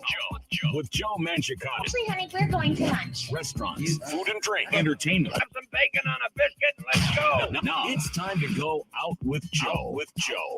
Welcome to this edition of Out with Joe, brought to you by Labonte's Auto School. With 5 locations, click Labonte'sAutoSchool.com to find one near you. I'm Joe Mangiacotti. And this week, Teddy's on the Hill opens in the former Red Hat space. More on this, we invite into the conversation Mark Hurwitz from NECN in Dig, Boston. Hey, Mark. How you doing, Joe? Welcome to Out with Joe. So what is going on over there in the old West End and Red Hat, which is, I know, a place you used to hang out a bit, and I did too. Yeah, well, we had a bit of a scare last June because the Red Hat closed after being in business since 1907. And immediately after it closed, we heard that a new owner, Jake Nicholson, was planning to breathe new life into the space. So he recently opened in late January, actually, Teddy's on the Hill, which basically it pays tribute to the Red Hat, but also has a refreshing, the menu is a little different, upgraded, and the space was renovated a bit, but they do definitely pay tribute to the old Red Hat. Well, that was such a mainstay and a landmark for, like you said, I didn't even realize it goes back to 1907. It's old. The inside, they didn't do a complete redo. They just freshened it up a little bit, or did they really wipe it clean? They did a pretty good renovation on it, but they kept it the same style basically as the old Red Hat, and the menu has a lot of the same items that you would see in the Red Hat. So, like nachos, burgers, wings, and of course, beer, wine, and cocktails. But one thing of interest is they're also serving South Shore style bar pizza, which is the only place in downtown Boston where you can get South Shore style bar pizza. I think for some of our listeners, you have to explain exactly what South Shore style bar pizza is. Well, it's an individual pizza. It's 9 or 10 inches in diameter, and it's a mix of mozzarella and cheddar cheese that extends all the way to the crust, and you can get it with burnt or laced edges, so it caramelizes along the edge. It's just a little like Greek pizza, but not really. It's fairly greasy. It's got like almost a shortbread crust, and they're small enough so that you order one and you can eat the whole thing with whatever you're drinking, your beer or whatever. But they're really good, and mostly on the South Shore only. Well, it's great pub food, right? That kind of pizza is awesome. All right, and they're going to go after, again, the college students, the medical profession, the politicians. Who do you think? Who are they targeting? Yeah, I think all the above. And back in the day, the Red Hat was actually catering to all the accountants. There's a lot of accountants who work in that area, but it's going to cater to business people, medical people. People at the State House will be going down there because it's right there. And yeah, definitely people from Suffolk University and maybe Emerson, which isn't too far away. So I'm guessing it'll be a nice mix of people there. Awesome. And Mark, tell people where they can see your stuff and see your articles. So I write food and travel articles for both NECN online and also Dig Boston, both online and in print, and that's also food and travel. And also, I do work on the Hidden Boston site, which is restaurant reviews. But these days, not much in the way of reviews, so it's kind of on hold right now. Yeah, we have the same problem here with Out with Joe, not hitting a lot of restaurants. Mark, thanks for stopping by Out with Joe. I appreciate the coverage here. Thanks so much, Joe. And thank you for joining us. And for more on this posting and this complete article from Mark, click outwithjoe.com. We've suspended the Music Minute for the time being. Please support your local musicians. We do. Follow us social media platforms at Out with Joe. Out with Joe has been brought to you by Levante's Auto School with 5 locations, one near you. Hi, I'm Joe Mangiacotti, and you probably recognize me from the radio, or at least my voice, maybe from this station you're listening to now. And if you don't know, over my 30-plus years on the air, I've been best known for the real estate, mortgage, and financial talk that I've done. And what you may not know is that I haven't just talked the talk, but I've walked the walk. You see, I've been a licensed real estate salesperson here in the Commonwealth since 1984. And my very first venture into talk radio in 1986 was actually a real estate talk show. So I just wanted to remind you, or maybe inform you, that if you're considering selling or purchasing a property or looking to invest in income-producing property, consider having a conversation. You won't just be tapping the 3+ decades of my experience with marketing, purchasing, investing, and even being a landlord, but that of the countless experts and professionals that I've had the privilege of interviewing, working with, and learning from. Think of the vast network and contacts you'd have access to. So before making a move, make a call. You can click joerealtors.com, find me on Facebook at Joe Realtors, or email me at cameoproperty@gmail.com, or just call direct to my cell, 508-969-1088. That's 508-969-1088. And listen to Heidi Zizza and myself on Handling Change.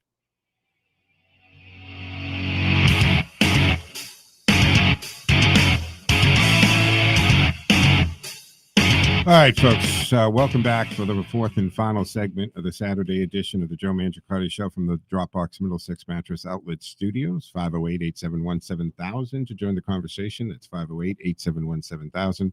Our text line is up and running at 617-297-8388, or email text Joe on the radio at gmail.com. It appears on the same screen in real time. Our guest on the phone is Dr. Larry Fedewa, and you can hear Dr. Larry once a week, and that's still Wednesday evenings, Doctor?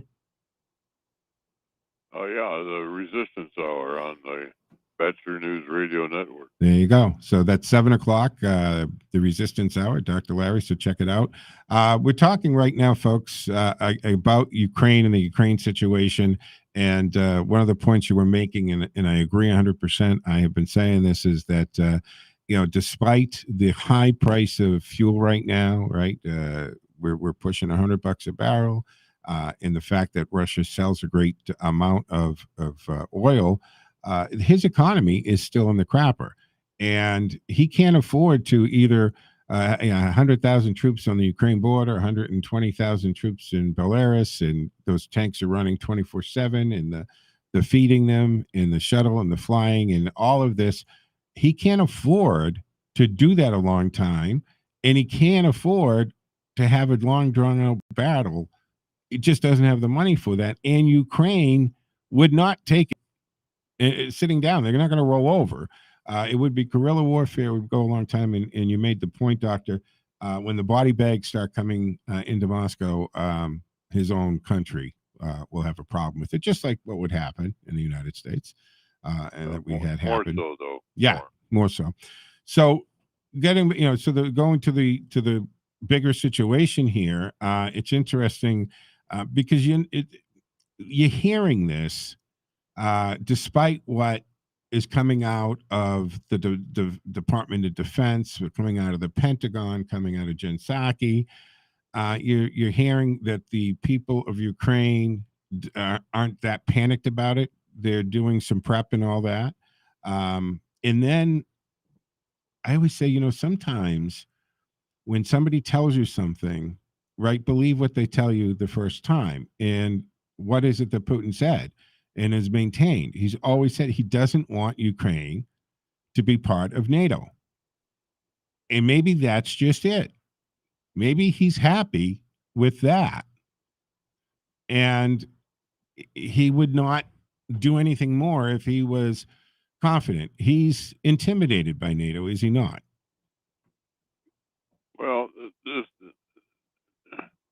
as I want to keep admitting to people that we don't really know for a fact what it is that he wants, but the speculation of the people that are very close to the situation is simply that what he wants is he wants to get rid of NATO, and why he wants to do that is kind of there are different answers to that, but everybody seems to agree that one of the major factors of this whole thing is that he is just very uncomfortable with having NATO without any real buffer.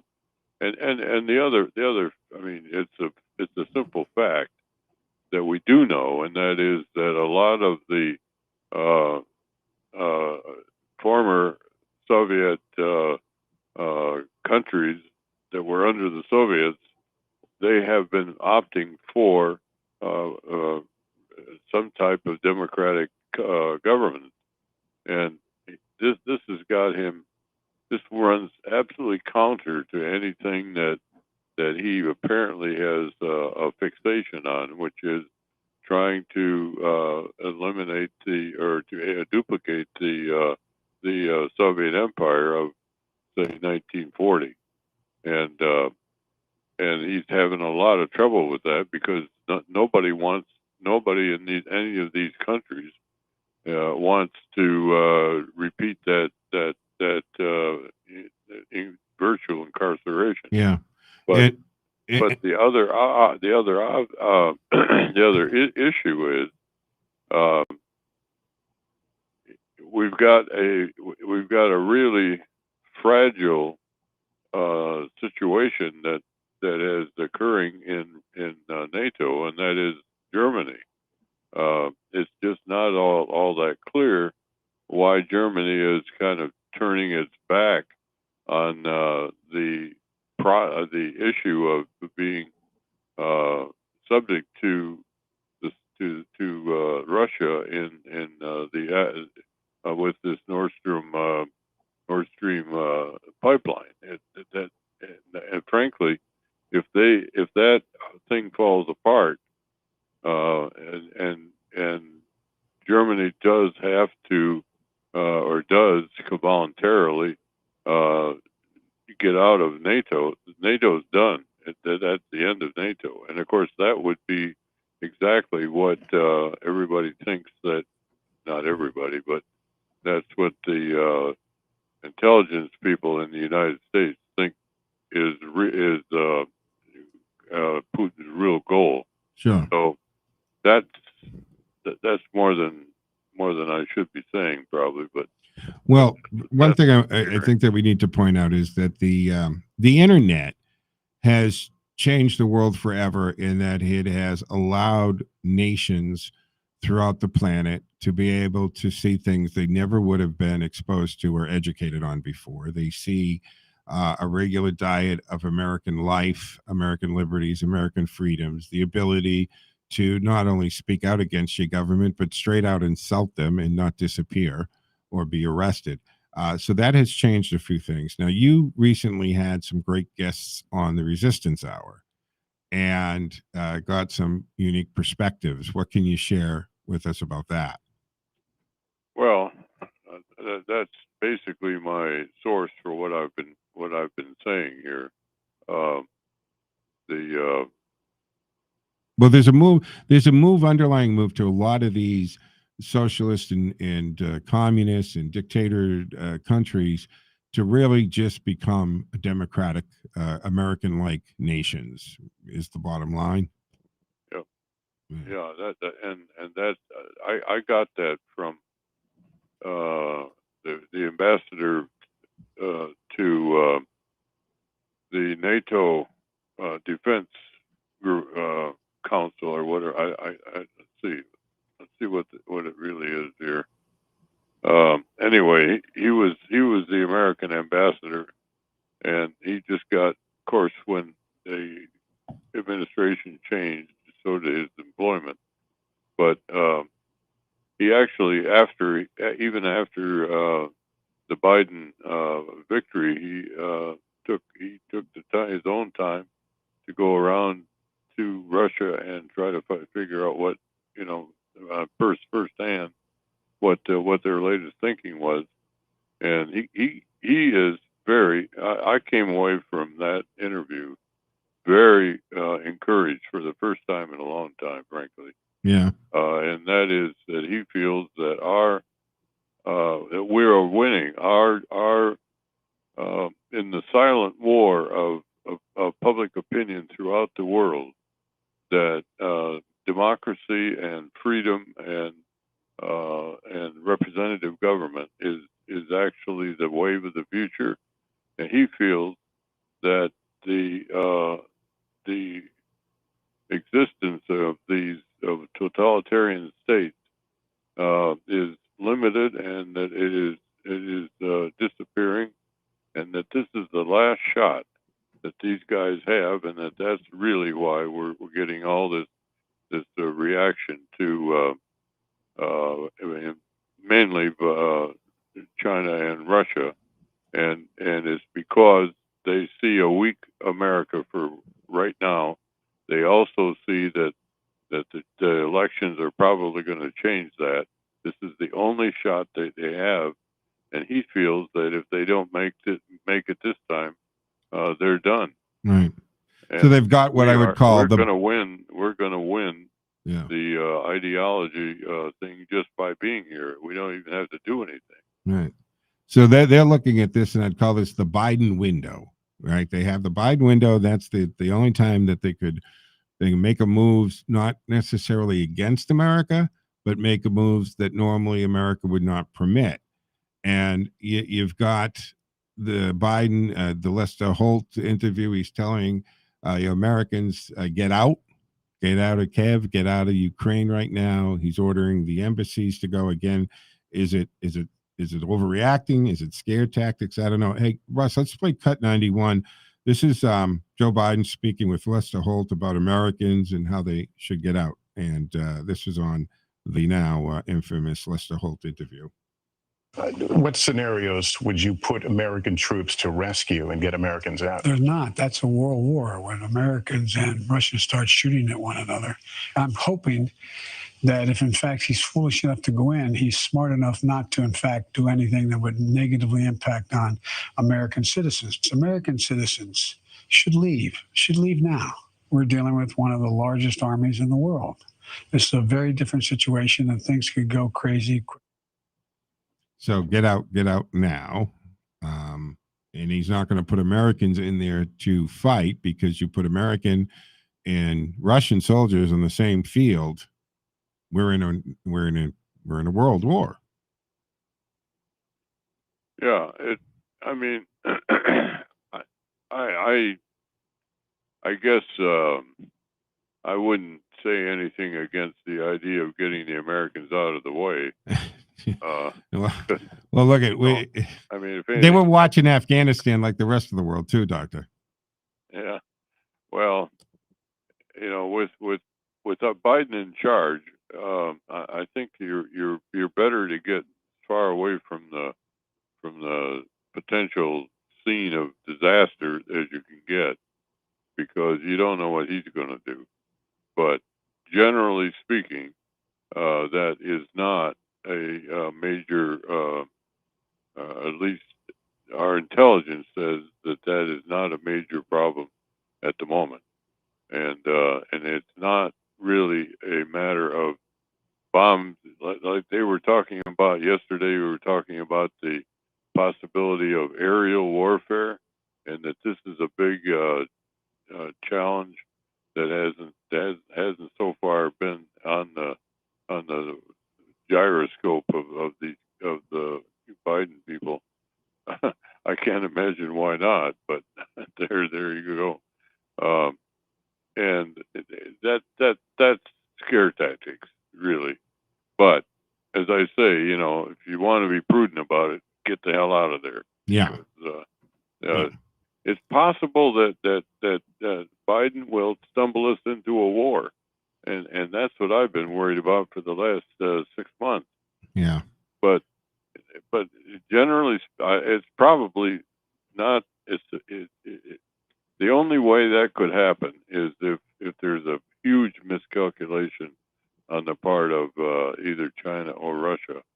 And I think China is a lot more likely because they think they succeeded in Hong Kong and now they're looking at Taiwan.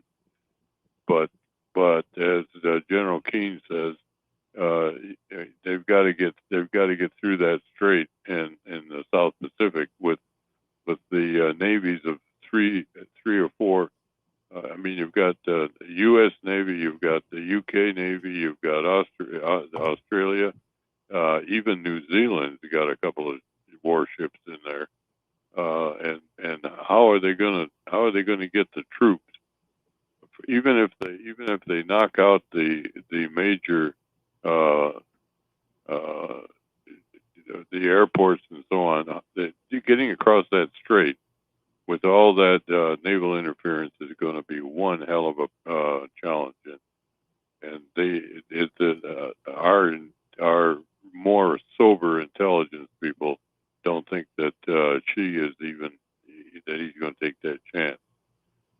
But it's possible he would, and if he does, there's probably a war in charge, and they've got this damn Biden stumbling around with his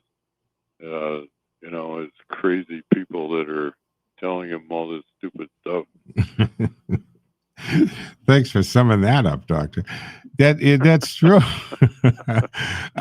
I mean, we're looking at, and I've talked about this, right? They remember when Trump was coming in, the View, right? Which, of course, if you want any articulate foreign foreign policy analyzed, go to the View, because that brain trust will clear it right up for you. But you've got the left, the Hollywood liberals, right? Everybody, CNN, panic as so Trump's going to bring us into World War III, is going to have to be war. We got the Abraham Accords and peace breaking out in the Middle East, right? We're an energy independent company, which so much is tied to that. People, if you don't get that in the economy of the globe, that he who's pumping the more oil is really in the driver's seat. And things were going really good on all these fronts. And it's Joe Biden, as you said, bumbling Biden here, is created this window because the nations, first of all, they watch him. They watched him. The other day, surfing around, I watched some clips of news shows and talk shows from Australia, New Zealand, right, other parts of the world. They're laughing at this guy. They're laughing at America, right? They're playing clips of him bumbling and forgetting everything, and they're actually laughing on set. And that's not a good thing for the image of the United States, that's what they have. So now you've got a guy who people clearly are questioning the different policies, the contradiction in policies. They're questioning. This isn't being mean-spirited or whatever, but they do question the cognitive ability of this man, because you can see what you can see.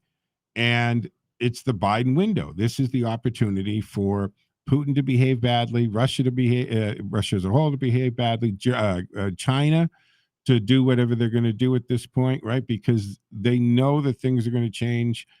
They're going to already change in 2022, right? Because the Congress will be different, but they're not so worried about that as they are 2024.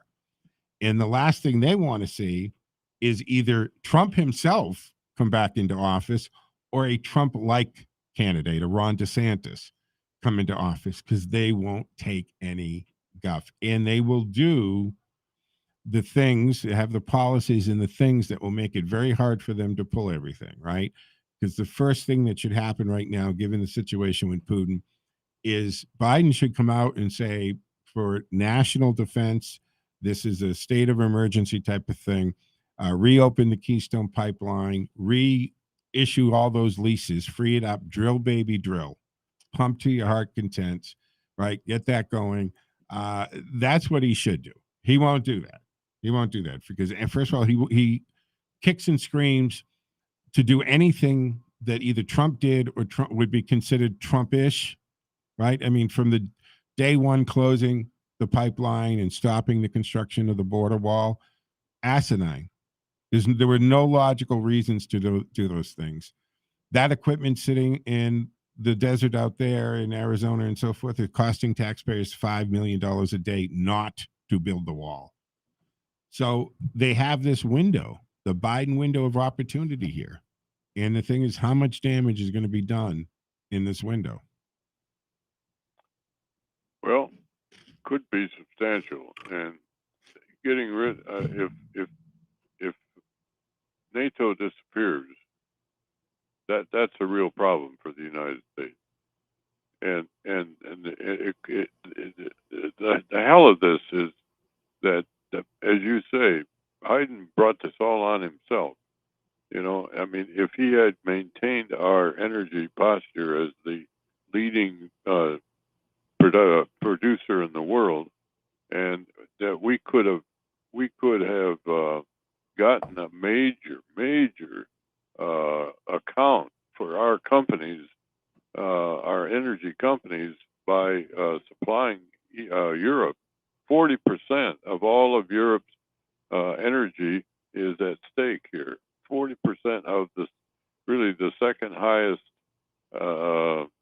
market in the world for energy or for anything, and that could have been ours just for they really had no choice. It was either Russia or the U.S. and Trump closed down the Russian option.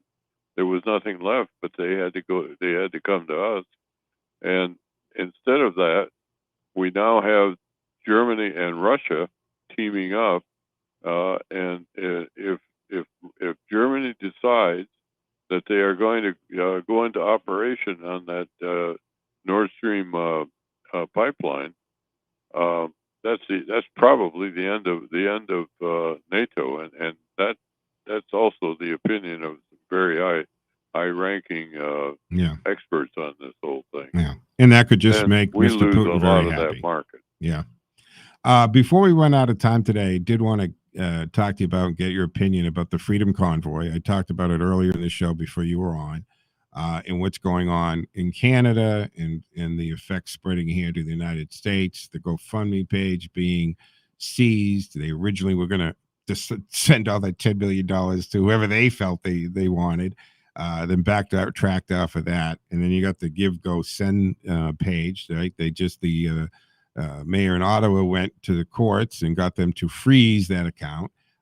What's your take on the Freedom Convoy, and what is and I played a montage earlier, Doctor, of the media, left media, right, trying to call them, racist and supremacist and QAnon and all this other stuff. What's your take on the whole Freedom Convoy, where it's at, and what do you think is going to end up being the solution there? Well, in the first place, I think that the truckers in Canada are showing us, especially our people that are so taken with the idea of violent demonstrations, that they're showing our people how to have a demonstration that isn't violent. Yeah. And I think that's something that we really ought to take note of. As far as whether it's going to be successful or not, I think that there's really no choice. I think they're asking for a reasonable thing. They're asking for it in a very essentially kind way, if you want to call it that. They're not rioting. They're not doing anything that's illegal, really fundamentally immoral. And it's really not even illegal in a lot of senses. So I think they're going to be successful, and if they are, then what about the United States? I mean, how do we justify having all our crazies in charge? And I think it's already beginning to be a spillover to the United States, which is probably a good thing. I I'm all for these guys, and I think that they're making sense. And generally speaking, if you don't have a lot of violence to muddy up the waters, good common sense usually wins out. And I think Trudeau is in serious, serious trouble. He's been too obstinate about his not listening. He didn't even go and talk to these people. No. He was hiding. No. For 2 weeks he was hiding. You couldn't even find him. Yeah. And then he ends up going back into Parliament with all the same arguments that he's been having for all the way around for the last 6 months, or last really longer than that. Yeah. And it's like he's been in isolation. He doesn't understand.